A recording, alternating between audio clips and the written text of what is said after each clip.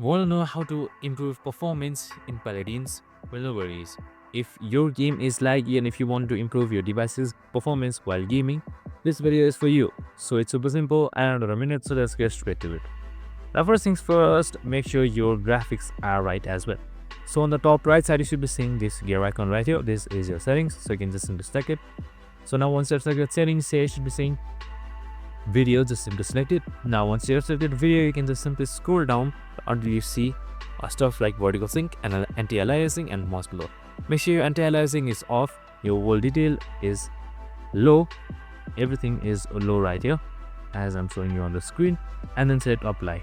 Now make sure to restart for changes to apply and you should be good to go. This would significantly increase your performance in Paladins. I hope this video helped. If it did, make sure to like, subscribe and tune in with us for more of these videos. See you in the next one.